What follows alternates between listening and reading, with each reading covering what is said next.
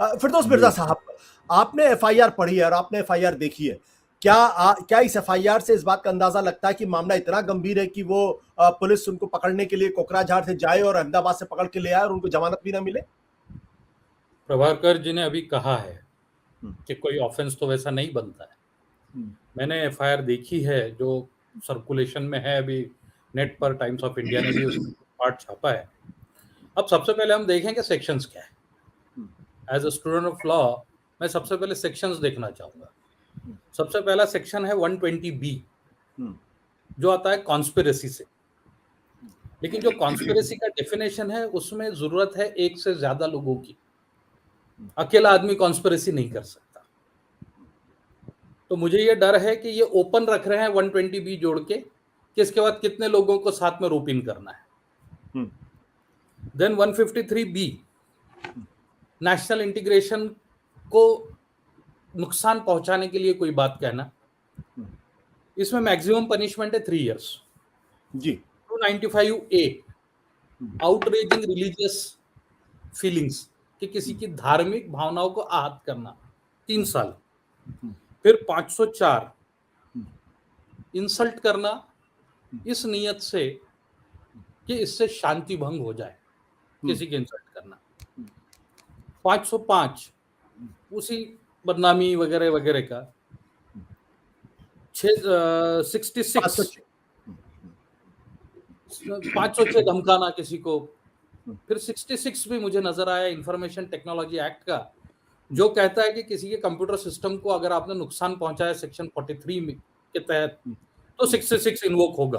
क्योंकि 66A जो हुआ करता था मैसेजेस भेजने के लिए, वो श्रेया सिंगल की केस में already supreme court unconstitutional declare कर चुका है। तो अब जो उस एफआईआर को देखा जाए तो 2 पार्ट में है सर, उसके 2 ट्वीट्स हैं जी। नंबर 1, जिसमें वो कहते हैं कि मेवानी ने माननीय प्रधानमंत्री जी को कहा है कि वो गोडसे को मानने वाले हैं। दूसरा पार्ट वो कहते हैं कि माननीय प्रधानमंत्री गुजरात आ रहे हैं, तो मैं उनसे अपील करता हूं कि उन्होंने यहाँ जिन इलाकों में दंगे हो रहे हैं वहां पे शांति बनाई रखी जाए, ऐसा लोगों से अपील करें। अब दोनों में ऑफेंस क्या है यह जनता तय करेगी। क्या अमन शांति के लिए अपील कीजिए ऐसी विनती करना अगर ऑफेंस है, शायद है, तो बड़ी मुश्किल है। और पहला पार्ट जो है वो करता है एक व्यक्ति की बदनामी। तो अगर बदनामी होती है तो सुप्रीम कोर्ट के कैटेना ऑफ जजमेंट से जो कहता है कि जिसकी बदनामी हुई है उसको उसके खिलाफ में कार्रवाई करनी चाहिए और वो नॉन कॉग्निजेबल होगा। अब सेकंड पार्ट, मैं कानून की बात कर रहा हूं। एक सेक्शन 41A है और सेक्शन 41 है सीआरपीसी का। तो ये कहता है कि अगर 7 साल से कम की सजा है तो आपको अरेस्ट करने की जरूरत नहीं है। पहले आप नोटिस दीजिए, उनको बुलाइए, पूछताछ कीजिए। अगर वो आपको असिस्ट करते हैं, कोऑपरेट करते हैं इन्वेस्टिगेशन में, तो उनको अरेस्ट करने की जरूरत नहीं है।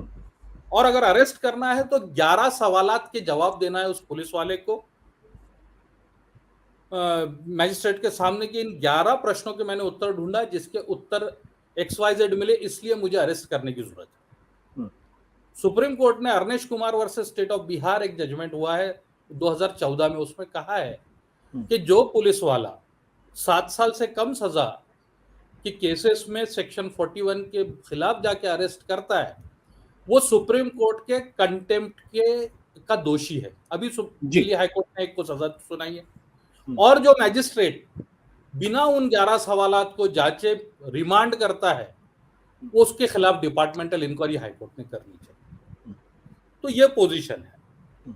अब इस पोजीशन के साथ में, जैसा तिवारी जी ने कहा कि इतना फास्ट पुलिस एक्शन सचमुच देखने को नहीं मिलता, वरना हरिद्वार के हेट स्पीचेस वाले कब अरेस्ट होते, दिल्ली के हेट स्पीचेस वाले जिनकी वजह से दंगे हुए वो कब अरेस्ट होते, पूरे मुल्क में आज जो जिस तरह के हेट स्पीचेस चल रहे हैं वो कब अरेस्ट होते हैं, उनके खिलाफ एफआईआर कब होते हैं।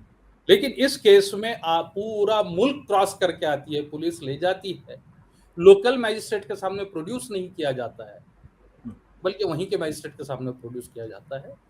ये बहुत खतरनाक सिग्नल्स जा रहे हैं जी कि हम कानून का किस तरह से इम्प्लीमेंटेशन कर रहे हैं इनके खिलाफ। आप कह रहे खतरनाक सिग्नल है।